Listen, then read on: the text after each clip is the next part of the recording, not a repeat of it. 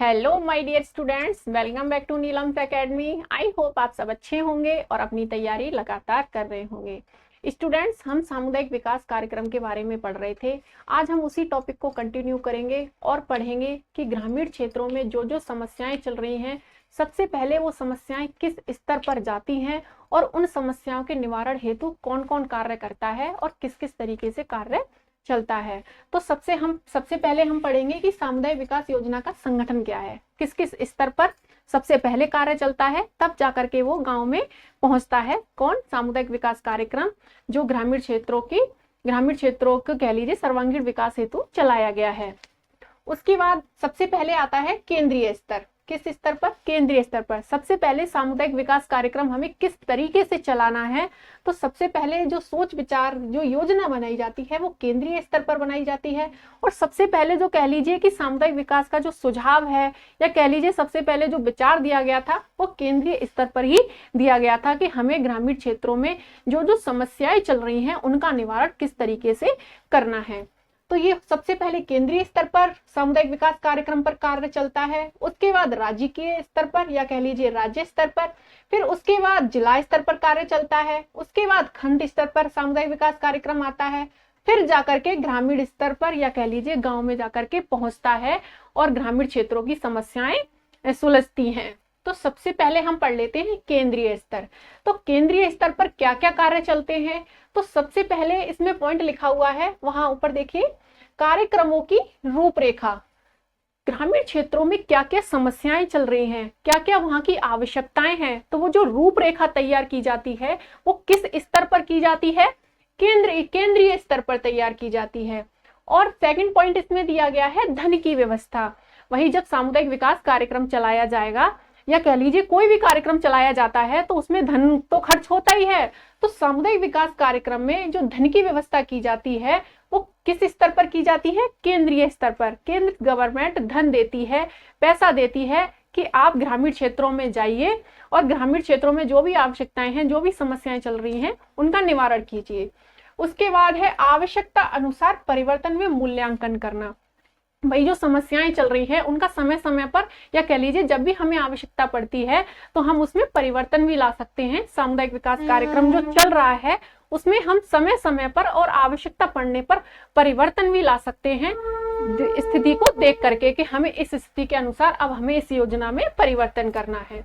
उसके बाद मूल्यांकन करना कि कितनी हमें सफलता मिलेगी। ये जो हमने सामुदायिक विकास कार्यक्रम बनाया है, या ग्रामीण क्षेत्रों में जो समस्याएं चल रही हैं उनकी समस्याओं के निवारण हेतु जो हम योजनाएं चला रहे हैं, क्या वो कितनी सही है, कितनी सही नहीं है, किस विधि का प्रयोग करें, हम किस तरीके से हम ग्रामीण क्षेत्र में जाकर के समझाएं कि ये योजनाएं आपके लिए कितनी लाभदायक हैं।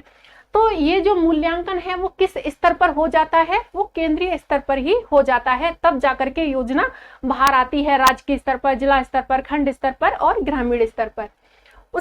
फिर उसके बाद इसमें पॉइंट आता है केंद्रीय स्तर।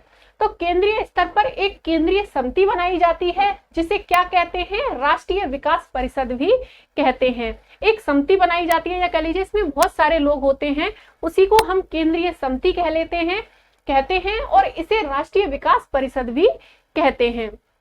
उसके बाद कौन कौन आता है? अध्यक्ष। भाई केंद्र स्तर तो हेड हो गया कि ये समस्याएं हैं, मैं आपके लिए धन की व्यवस्था कर दे रहा हूँ, ये कर दे रहा हूँ, और आवश्यकता अनुसार आप परिवर्तन भी कर सकते हैं, और ये समस्याएं हैं और कार्यक्रम की ये रूपरेखा है। भाई अब वो कार्यक्रम चलेगा कैसे? तो उसका जो कह लीजिए लीडर है, अध्यक्ष है, वो कौन है? प्रधानमंत्री है। कौन है? प्रधानमंत्री।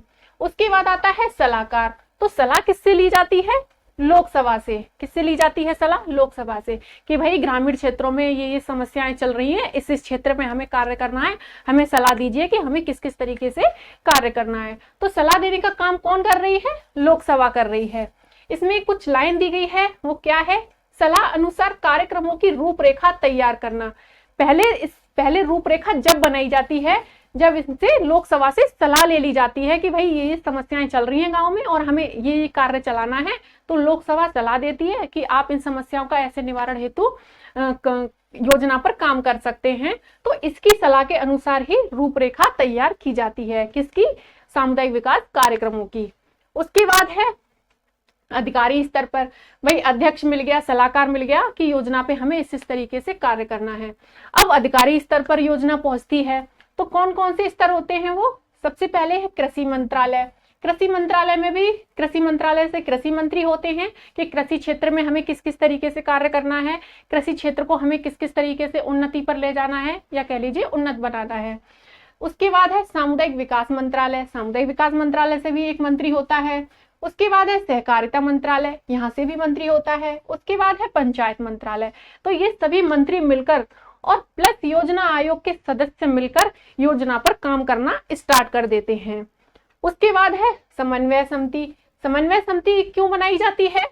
कार्य को सुचारू रूप से चलाने तथा कार्य को प्रभावशाली बनाने के लिए। जो योजना चलाई जा रही है, जो कार्यक्रम चलाया जा रहा है, वो सुचारू रूप से चलता रहे और सही प्रकार से चलता रहे, सही ढंग से चलता रहे, इसीलिए समन्वय समिति बनाई जाती है। भाई योजना बना ली, धन का भी हमने मूल्यांकन कर लिया कि धन कितना खर्च होगा, रूपरेखा हमने तैयार कर ली कि क्या क्या समस्याएं हैं ग्रामीण क्षेत्रों की, क्या क्या आवश्यकताएं हैं।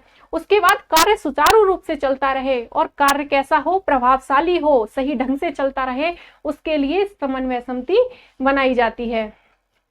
उसके बाद पॉइंट आता है सलाहकार बोर्ड।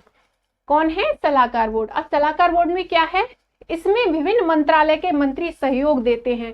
भाई लोकसभा से हमने सलाह ले ली, लेकिन बार बार लोकसभा थोड़ी ना सलाह देती रहेगी, तो कुछ हमें छोटी मोटी सलाह लेने के लिए भी सलाहकार समिति चाहिए, तो उसको हम कहते हैं सलाहकार बोर्ड। इसमें विभिन्न मंत्रालय के मंत्री सहयोग देते हैं और समय समय पर आवश्यक सलाह देते हैं कि हमें इस योजना में इस तरीके का परिवर्तन करना है।